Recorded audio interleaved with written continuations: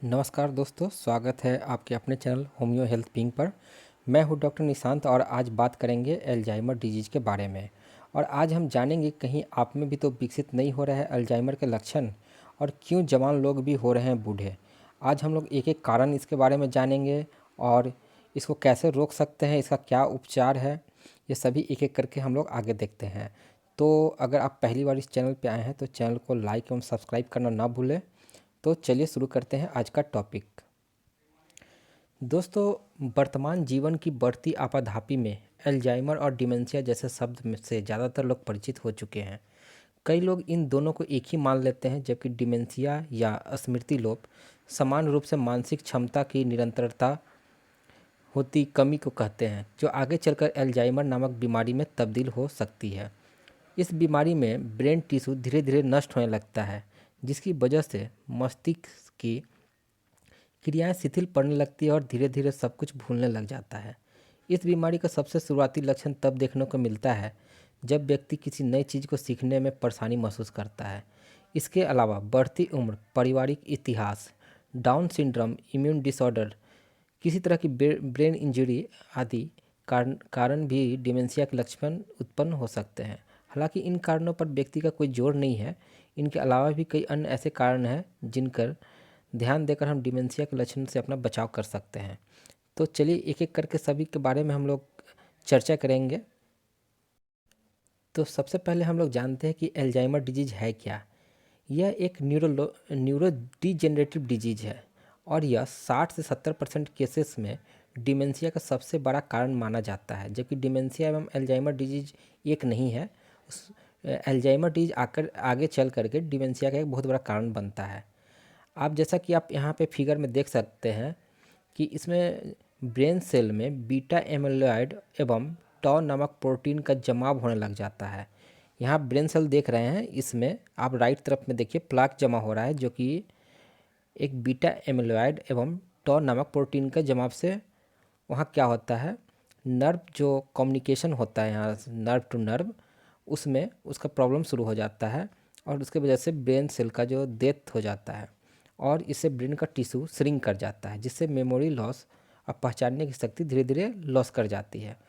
ज़्यादातर 60+ एज में ये देखने को मिलता है, परंतु आजकल युवा वर्ग भी धीरे धीरे इसके चपेट में आ रहे हैं।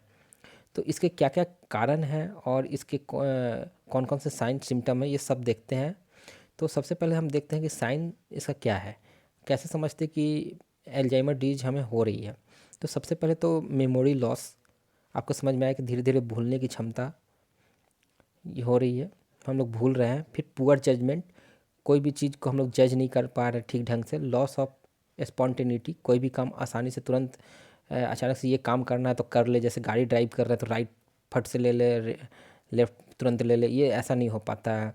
इस तरह से काम सही ढंग से नहीं कर पाएंगे। कोई भी काम करने में बहुत ज़्यादा टाइम लगेगा। जो जो लोग 2 मिनट में कोई काम को निपटा सकते हैं वो उनको आधे घंटे तक लग सकता है। रिपीटिंग क्वेश्चन बहुत बार बार, वो आपसे समझ में नहीं आएगा। कोई भी क्वेश्चन करेंगे तो बार क्वेश्चन पूछेंगे। मिस प्लेसिंग और लूजिंग थिंग, वो कहीं पे भी सामान को रख देंगे और भूल जाएंगे। कोई भी हार्ड वर्क को वो सही ढंग से काम नहीं कर पाएंगे। अगर कहीं घूमने गए हैं तो कहीं गलत दिशा में चले जाएंगे, भुला जाएंगे कहीं भी जाने से। तो इस तरह के कुछ कुछ प्रॉब्लम उनको हमेशा लगा हुआ रहेगा। तो ये ऐसा नहीं है कि ये अचानक से ऐसा आता है। इस बीमारी के 3 स्टेज है, जिसे माइल्ड, मॉडरेट और सीवियर, ये 3 तरह के ये स्टेजेस आते हैं। तो आप सबसे पहले अगर हम माइल्ड में देखें तो हल्के फुल्के पहले सिम्टम आते हैं, जैसे कि किसी का नाम भूल जा रहा है, कहीं कोई जगह भूल जा रहा है, अचानक से कोई कम्युनिकेशन कर रहे हैं तो बोलते बोलते फिर बीच में भूल जा रहे हैं। फिर अगर आप मॉडरेट की बात करेंगे तो जैसे कोई कोई काम कर रहे हैं फिर वो भूल गए, कुछ और काम करने लग गए, कहीं जाना है तो गए नहीं, भुला गए, इस तरह का और जब सीवियर सिम्टम इसमें धीरे धीरे और आगे प्रोग्रेस बढ़ते जाएगा तो उसमें इनएबिलिटी टू कम्युनिकेट हो जाएगा। कोई भी कम्युनिकेशन ठीक ढंग से नहीं कर पाएंगे। फिर वेट लॉस होना उनका शुरू हो जाएगा, सीजर आने लगेगी, झटके आने लगेंगे, खाने पीने में दिक्कत महसूस होने लगेगी, हमेशा सोते ही रहेंगे, पेशाब पैखाना पे कोई कंट्रोल नहीं रहेगा, अपने आप इस तरह का हो जाएगा। आप इस फिगर में भी आप देख लीजिए कि किस तरह से ब्रेन जो है वो श्रिंक करने लग जाता है धीरे धीरे, और लेफ्ट तरफ में नॉर्मल, ब्रेन जो है वो धीरे धीरे कैसे एज के हिसाब से सिकुड़ता है, पर ये अल्जाइमर डिजीज में आप देखिए कि कितनी तेज़ी से ये सिकुड़ता है, और जहाँ पे मेमोरी का सेंटर है उसको बहुत तेज़ी से इफ़ेक्ट कर देता है, जिससे मेमोरी पावर में प्रॉब्लम आनी शुरू हो जाती है। ये आप देख सकते हैं इस फिगर में भी साफ साफ नज़र आ रहा है कि कैसे हमारा नॉर्मल ब्रेन कितना बड़ा और किस ढंग का होता है, और धीरे धीरे जब अल्जाइमर डिजीज आती है तो किस तरह से सिकुड़ना शुरू हो जाता है। अब हम लोग देखते हैं कॉज क्या क्या है। तो सबसे पहले तो जेनेटिक कॉज सबसे बड़ा कारण है। अगर आपके माता पिता या किसी फैमिली मेम्बर में है तो होने के मैक्सिमम चांसेस होते हैं।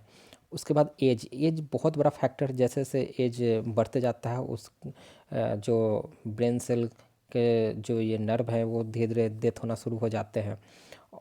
खास करके 60+ एज और 70-80 में ये बहुत ज़्यादा हो जाता है। अगर हेड में इंजरी हो गई है तो भी ये डिमेंशिया होने के और अल्जाइमर डिजीज होने के बहुत चांसेस हो जाते हैं। हाई बीपी और डायबिटीज़ डायरेक्ट कॉज तो नहीं है, पर ये एसोसिएटेड फैक्टर है, क्योंकि हाई बीपी और डायबिटीज़ बहुत बड़ा कारण है जो कि इसमें एसोसिएट करता है। आप लेफ्ट तरफ में देख सकते हैं कि ये कैसा ये ब्रेन का जो सेल है वो कि हेल्दी है, और नीचे की तरफ आप देखिए कि ये जो ब्रेन सेल का नर्व है ये धीरे धीरे कैसे श्रिंक करके डैमेज हो रहे हैं।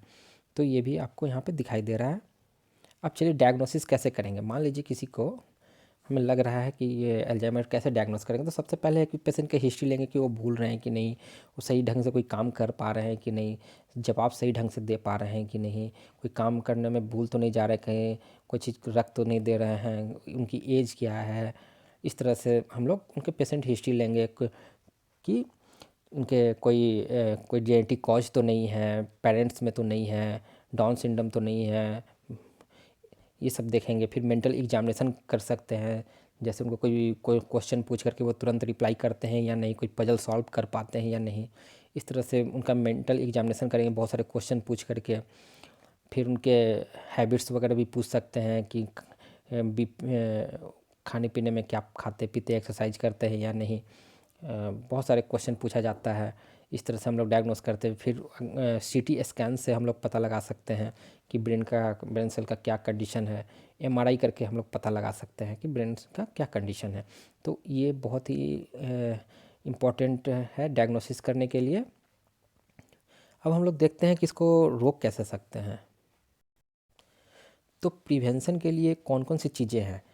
तो सबसे पहले डाइट, हम लोग डाइट अगर अच्छे ढंग से ले जो ब्रेन सेल पे हेल्प करे, उसके न्यूरॉन पे हेल्प करे, तो इसको प्रिवेंट किया जा सकता है। स्मोकिंग और अल्कोहल बहुत ही इम्पोर्टेंट है, क्योंकि ये ब्रेन सेल का डेथ में बहुत बड़ा कारण है। तो हमें स्मोकिंग और अल्कोहल को लेना एकदम बंद कर देना चाहिए। ओबेसिटी भी एक बहुत बड़े कारण है। कार्डियोवैस्कुलर जैसे हाई बीपी और कोलेस्ट्रॉल, ये भी नर्व सेल को डैमेज कर देता है, ब्रेन के नर्व सेल को। तो हमें इस पर भी कंट्रोल करना बहुत ज़रूरी है। फिर है डायबिटीज़, डायबिटीज़ भी एक बहुत बड़ा कारण है, इसे भी हमें प्रिवेंट करने की ज़रूरत है। और फिर है इन्वायरमेंटल फैक्टर। अभी आजकल इतने ज़्यादा पॉल्यूशन है, ये हमारे ब्रेन सेल को डेथ कर दे रहा है, जिसकी वजह से डिमेंशिया बहुत जल्दी आदमी को अर्ली स्टेज में ही 40-50 में ही होना शुरू हो जाता है, और ब्रेन का जो साइज़ है वो धीरे धीरे डिक्रीज होने लगता है। तो इन सब चीज़ों पे कंट्रोल करके भी हम लोग इसे प्रिवेंट कर सकते हैं। फिर अब हम लोग आते हैं ट्रीटमेंट पे। इसका कोई परमानेंट इलाज तो नहीं है, परंतु सिम्टम को काफ़ी हद तक दवाओं और एक्सरसाइज से मैनेज किया जा सकता है। एलोपैथिक दवाई भी बहुत सारे मौजूद है, पर उससे भी पूरी तरह से इसे ठीक नहीं किया जा सकता।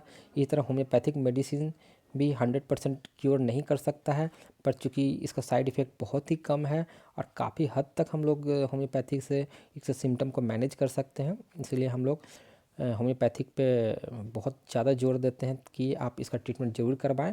इसमें कुछ हम लोग मेडिसिन यहाँ पे हम लिखे हैं, ये बहुत ही काम आती है, जैसे एनाकार्डियम। ये बहुत ही अच्छी दवाई है अल्जाइमर डिजीज की, जिसमें पेशेंट अपना नाम पता तक भूल जाता है कि क्या करना है, कहाँ जाना है, छोटी छोटी चीज़ों को भी भूल जाता है। मेडोरिनम, मेडोरिनम ये बहुत ही टॉप ग्रेड होम्योपैथी रेमेडी है अल्जाइमर डिजीज की, जिसमें पेशेंट कन्वर्सेशन आइडिया सब कुछ भूल जाता है, इनकरेक्ट रिप्लाई कर देगा। आप उससे कोई क्वेश्चन पूछेंगे तो वो गलत जवाब दे देगा, अपने नज़दीकी दोस्त फैमिली फ्रेंड का भी नाम तक भूल जाता है। फिर है इग्नेशिया। इग्नेशिया भी बहुत ज़्यादा ये अल्जाइमर डिजीज में काम आता है, जिसमें पेशेंट हमेशा सैड सैड रहता है, कोई काम करने का इच्छा नहीं करता है, बहुत भुलक्कड़पन है। फिर है कैनबिस इंडिका। यह शॉर्ट टर्म मेमोरी लॉस के लिए बहुत ही अच्छी दवाई है, जिसमें पेशेंट अचानक से बोलते बोलते बीच में भूल जाता है, कुछ लिखते लिखते सेंटेंस तक भूल जाएगा, तो ये बहुत ही अच्छी काम करती है। फिर हम लोग देखते हैं कालीफॉस। कालीफॉस को हम लोग एक ब्रेन टॉनिक के रूप में भी जानते हैं। इस पर भी मेरा एक वीडियो है, जिसमें आप नीचे जा कर के देख सकते हैं कंप्लीट, इस पे मैंने एक वीडियो बनाया है। तो कालीफॉस एक नर्व टॉनिक है, जिसमें ब्रेन सेल का रिकवरी करने में, रीजनरेशन करने में बहुत ज़्यादा हेल्प करता है। तो ये टॉप मोस्ट मेडिसिन में ये सब आता है। इसके अलावा ऑरम मेट भी एक मेडिसिन है, अर्निका भी एक मेडिसिन है जो बहुत हेल्प करता है। जैसे ऑरम मेट में भुलक्कड़पन तो रहेगा, शायद साथ साथ इसमें सुसाइडल टेंडेंसी लगी रहेगी, पेशेंट को हमेशा लगता है कि सुसाइड कर लेगा। तो इस तरह ऑरमेट बहुत ही अच्छी काम आती है। फिर है अर्निका मॉन्ट, जिसमें अगर ब्रेन का इंजरी किसी वजह से गिरने से हो गया है और उसकी वजह से अल्जाइमर डिजीज डेवलप हो गया है, तो अर्निका मॉन्ट बहुत अच्छी तरह से काम आती है। तो इन सब चीज़ों से और एक्सरसाइज करने से काफ़ी हद तक उस पर कंट्रोल किया जा सकता है। फिर हम लोग डाइट देखते हैं कि कौन कौन से डाइट को हम लेंगे, जिसके वजह से हम लोग पेशेंट ये जो पेशेंट है अल्जाइमर डिजीज, उसको मेमोरी को इम्प्रूव कर सकता है, या फिर किसी को नहीं हुआ है तो उसको प्रिवेंट, डिजीज को कैसे प्रिवेंट कर सकते हैं। तो जिसमें हम लोग वालनट को ले सकते हैं, फिर डार्क चॉकलेट ले सकते हैं, फिश लीजिए, टर्मरिक को लीजिए, ब्रोकली बहुत ही अच्छी तरह से काम करती है, एवोकाडो, पोमग्रेनेट, अनार है, अंडा है, लीवर है, मीट है, वेजिटेबल ऑयल है, कीवी, और विटामिन सप्लीमेंट ये बहुत ही अच्छे। हम एक ऐसा रिसर्च में स्टडी में सामने आया है, जिससे विटामिन डी और विटामिन के का कुछ रिलेशन आपस में है, जिसकी वजह से ब्रेन सेल पे बहुत ही अच्छी तरह से काम करती है। इसलिए vitamin D, vitamin E, vitamin के बहुत ही ज़्यादा इंपॉर्टेंट है इसमें लेने के लिए। और मिल्क आप ले सकते हैं, ब्लूबेरी ले सकते हैं, और ग्रीन वेजिटेबल सबसे ज़्यादा इंपॉर्टेंट है, आपको लेनी चाहिए। इन सब चीज़ों को अगर हम लेते हैं तो इस बीमारी को हम प्रिवेंट कर सकते हैं, मेमोरी को इम्प्रूव कर सकते हैं। तो कैसा लगा वीडियो, आप अपना राय देना न भूलें, और चैनल को प्लीज़ ज़रूर सब्सक्राइब करें अगर आपको अच्छा लगा हो तो। धन्यवाद, मिलते हैं नेक्स्ट वीडियो में।